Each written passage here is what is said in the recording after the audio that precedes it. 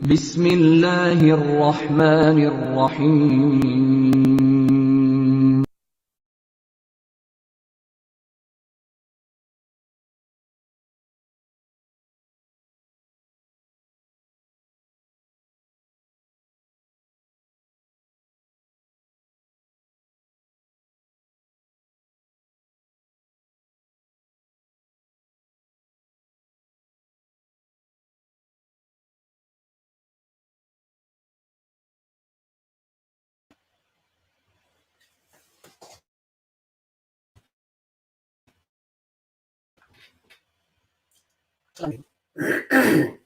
Welcome to Lessons in Islam. As you would know, we have been talking about the 5 pillars of Islam, and last 2 or 3 lessons, we looked at the importance of the Shahada, the testimony of faith. Next comes Salat, or prayer, or ritual prayer. And you have dua, which is prayer, which is when you ask God for help in some way or another. And you can do that at any time. You're sitting an exam, and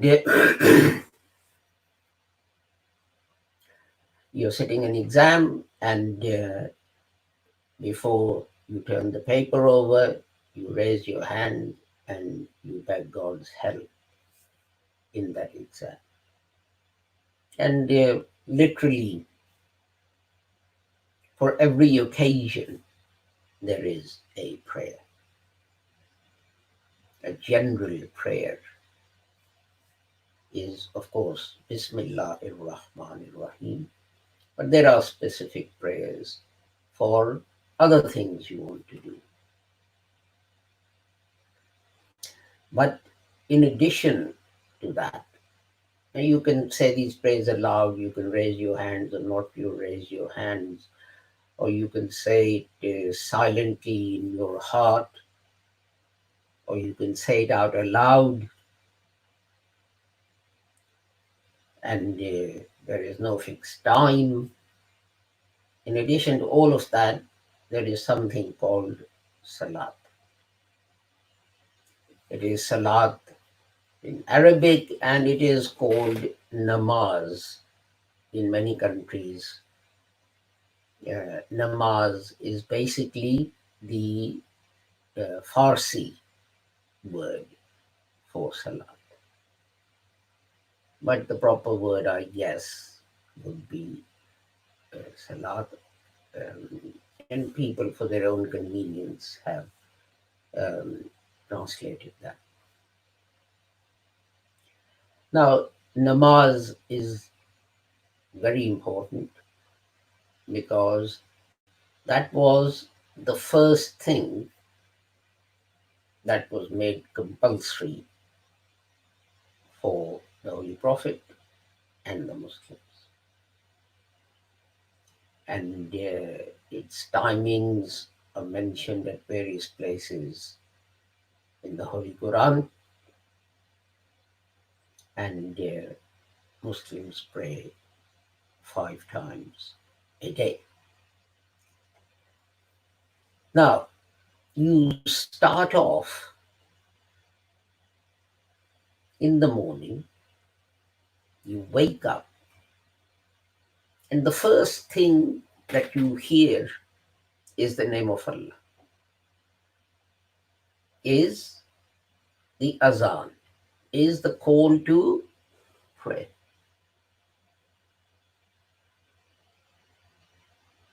And that sets you up for the whole day in 2 ways. Number one, you're starting off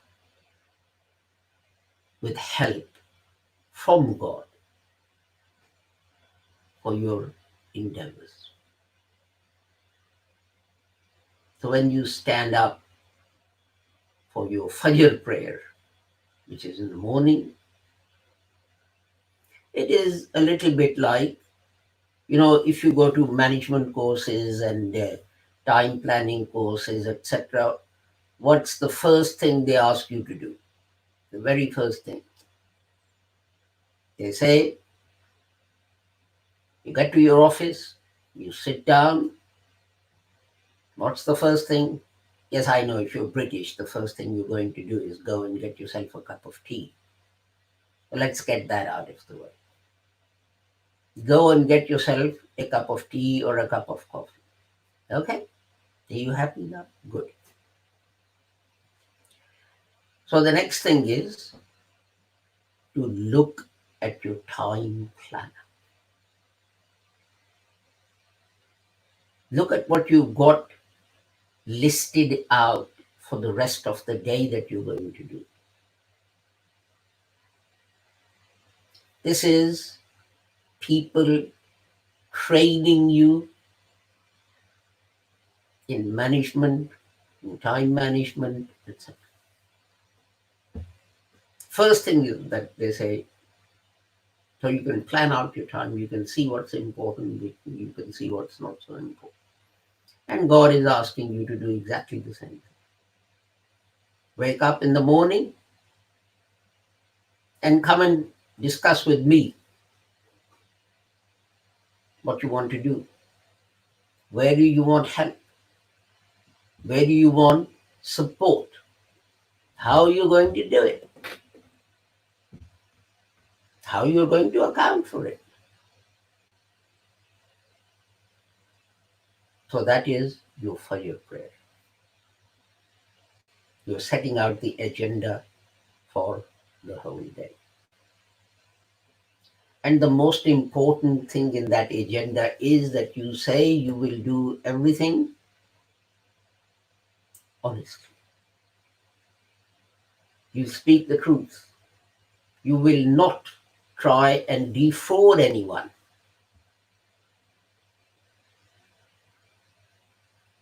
So you promise God, help me in my endeavors during the day. This is what I've got to do. And in return, I will be honest and truthful, and I will not usurp anyone's right. And then, of course, you get ready and you set about your business. And then a few hours later, at lunchtime, you're told to stop. It doesn't matter what you're doing, what the meeting is, what deal you're discussing. It is time to report back. If you set out from your office to discuss a contract with someone, and while you're discussing that contract, the managing director of the company or the chairman of the company rings and says, I want 5 minutes to check with you how the negotiations are going. What are you going to say to him? Oh, I'm sorry, sir, I'm very busy. I'll talk to you later. Or are you going to tell him how everything is going? Which one are you going to do? If you are going to say to your managing director, yes, sir, this is what I'm doing, this is how I'm doing, and so on and so forth, why can't you do it with God? Why not? The only exception I will make is if you're doing a heart transplant or something. If you're treating a patient who is ill or something like that. Maybe a building is burning down. and lives are at stake. An ocean liner is sinking, and you need to get the people off. So in that case, you'll probably finish what you're doing here. And why? Because in Islam, human life is the most important thing. Notice another thing. There is no mention of any caste. There is no mention that Sayyids are more important than Sheikhs. There is no mention that whites are more important than blacks. Nothing like that matters in Islam. It's only that a human life, any human life,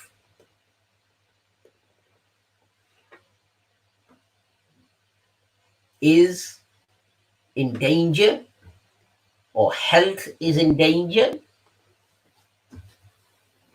and you want to spend your time on that. That is the only exception that God allows. Even if you're traveling, you can still say your prayers. You can either stop at the services and say your prayers, but if you're driving, you can say your prayers while driving. Look at the beauty and flexibility of Islam. If you sit, you can't sit up. You're lying down, say your prayers lying down. That you can do whether you're lying down or not. And then you can't bow, but you can put your hands on your knees, and you can leave your hands to one side. And if you can't fully prostrate, you're lying down, you can go like that with your head, if your prostration. So as I said, except to save or protect human life, you have to stop whatever you're doing and turn to God. And why? Why in the middle of a busy day? You've got contracts to negotiate, you've got cars to sell, you've got business deals to do. So why stop it? Because in the morning you promise God that you'll work honestly and truthfully. He doesn't want to give you a lifetime. He doesn't want to give you a whole day. He doesn't want to give you a week or a month before you answer for your deeds. He gives you a few hours, and then he says, come to me now, tell me. Forget about a whole lifetime. Forget about a day. Forget about a week. Forget about a month. Were you able to keep your promise to be truthful and honest between Fajr and Zohar? Did you do it? If not, why not? Answer me. And that is the beauty of Islam. There is constant accountability. People say, oh, well, when I die, I will have to account for you, for my deeds and this and that. And sometimes I have, someone asks a question, and the Maulana Sahib says, well, that's a grievous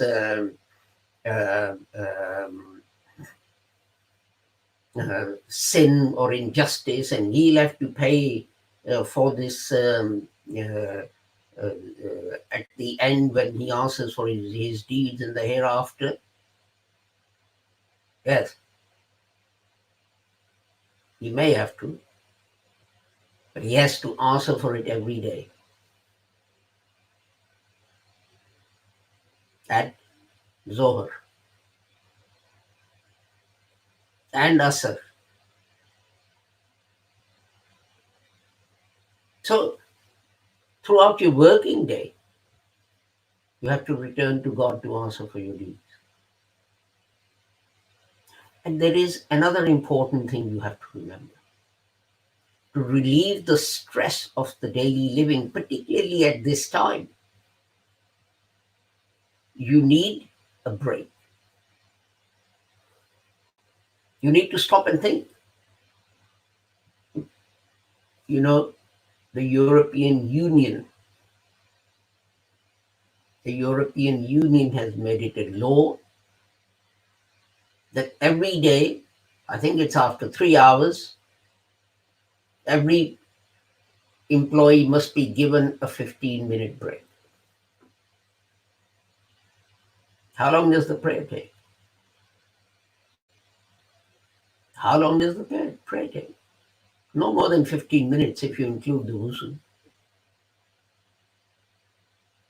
So that is to relax you as well, to take you away from whatever it was that you were doing. Have a break. Stop. Think about something else. Don't get carried away by your hankering for things of this life, for cars and fridges and money and whatever else it is that you seek, rather than the pleasure of Allah. And that goes on throughout the day. But even in the evening, for Maghrib, when you're relaxing with your family, God says, who is more important to you? Me and my love?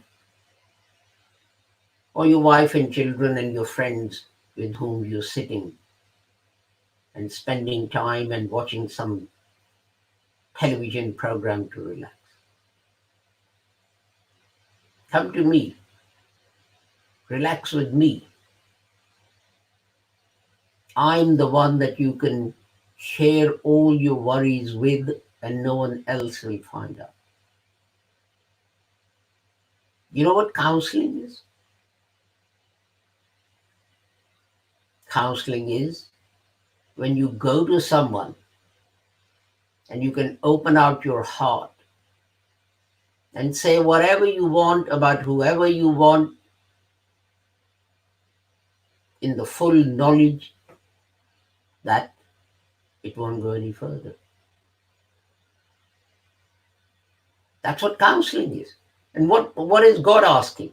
God is saying, let me do counseling for you. How many times? 5 times a day. Whoever annoys you, come and tell me about it. Whoever you want to scream at, come and tell me about it. I'll find some solution for you. Make me your friend.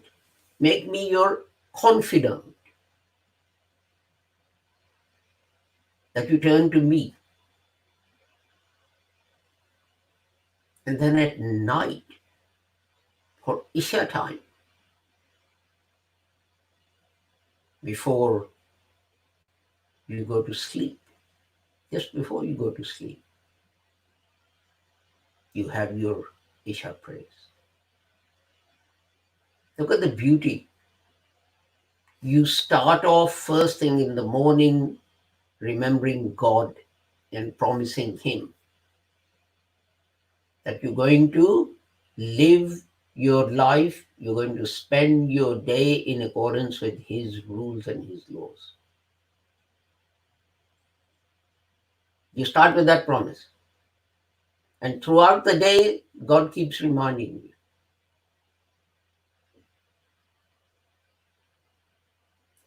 Just think of this. If you've got an important function,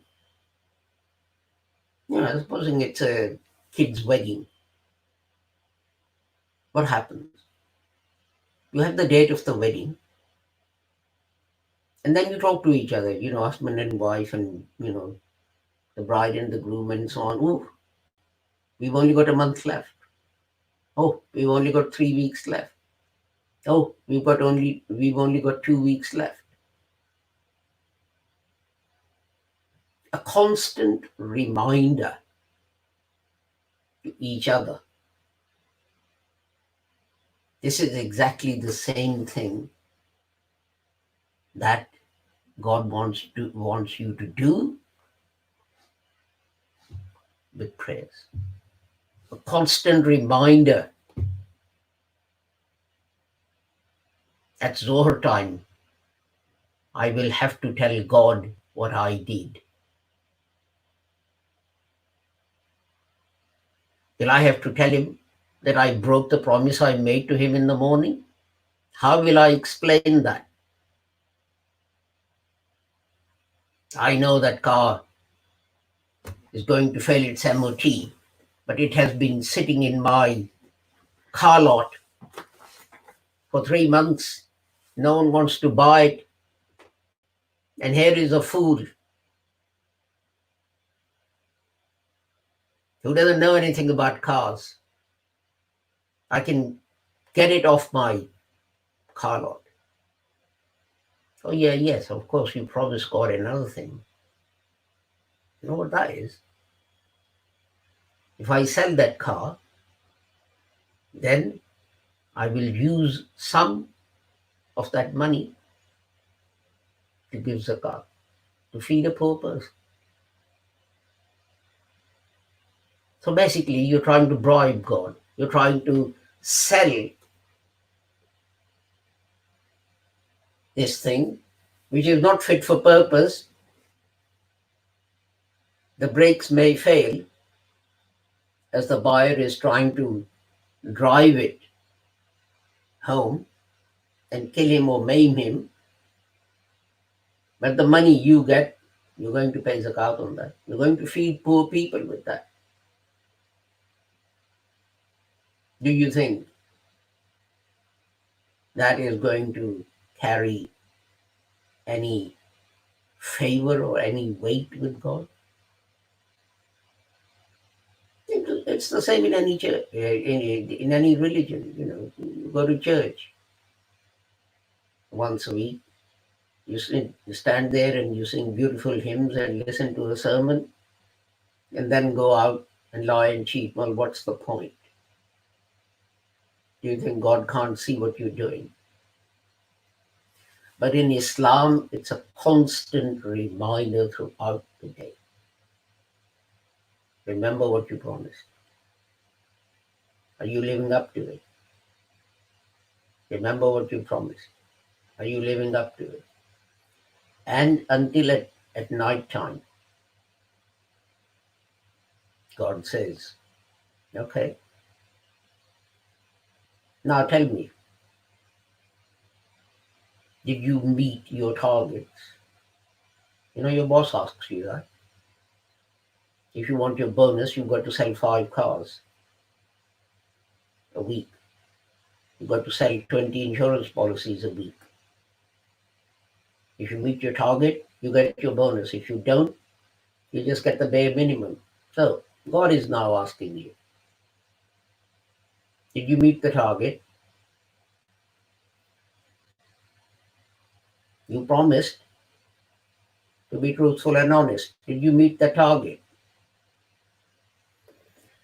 If not, why not? And here is a chance before you go to sleep tonight, the same day, to ask for forgiveness and repent.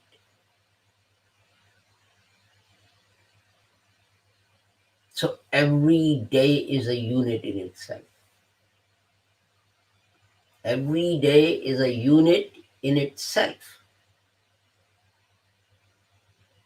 When you account, it's no different from a bank.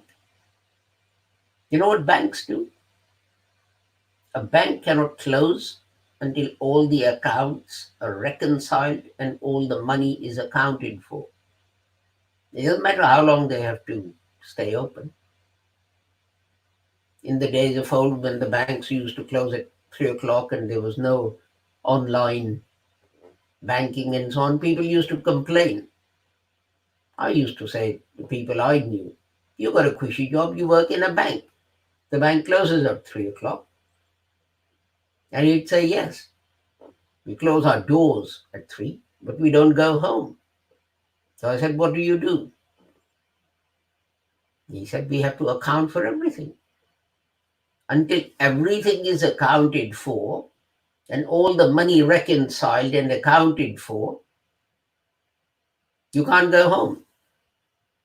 If it's 10p short and you've been slaving away for 6 hours trying to find that 10p, you can't just put 10p out of your own pocket and say, oh, for God's sake, let's all go home. It was only 10p. I put it in from my own pocket. No. You have to find it from the cash that you were given and the receipts and everything that was stamped and handed in, or handed in and stamped. It's got to be done with that. And it's the same with Islam. You have to reconcile your account every single day. And if you do it, then you have no problem when annual accounts have to be made. See how simple Islam is. We do it in accounting, we do it in business. Your accountant tells you, do you check your accounts every month or every week? No. Well, how do you know how much money you got? How do you know whether you're in red or black? What are you going to do at the end of the year when income tax returns have to be made? So how is this different? Business people do it. Everyone does it. In Islam, our daily ledger is literally our daily ledger. We have to balance all the ledgers every day. Next day, we start with a clean sheet. As long as you repented for your shortcomings at Isha time the day before, sincerely, and close the ledger, the following day, it's a new page. Or if it's the same page, a line is drawn. Up to that point, account is reconciled. This is a new day. Let's see what happens today. There are thousands of other ways in which teachings of Islam are actually applied by people without thinking about it.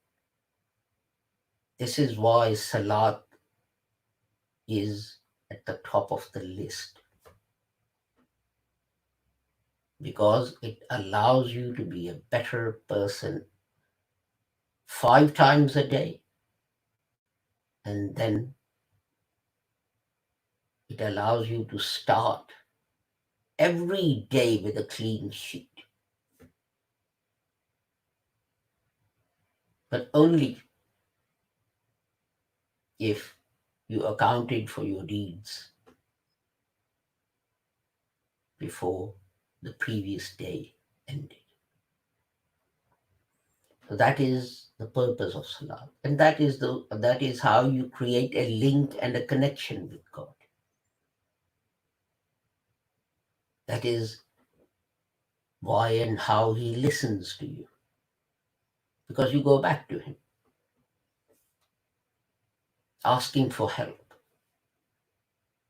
all the time, and getting support all the time, and improving yourself all the time. This is the thinking and the philosophy behind prayer. And remember, this was the first thing that was made compulsory on the Muslims. That was Salat. This is the end of today's lessons in Islam. Our next broadcast is going to be at 7 p.m. UK time, which is an analysis of the teachings of the Holy Quran.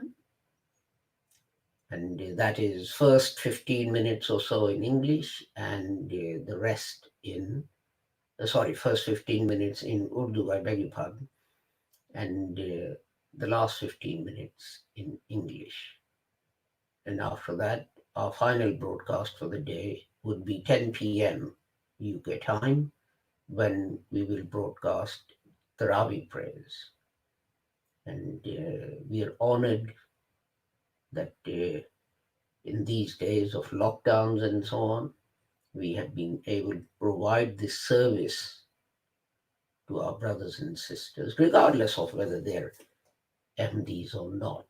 They've been joining us to pray with us, behind us, at Tarawih time, which is a great honor to provide this service to the whole of the community. Until we meet again at 7 p.m., I take my leave of you with a prayer that whoever you are and wherever you are, may Allah keep you safe and sound and free from harm. Assalamu alaikum, Khuda Hafiz, goodbye.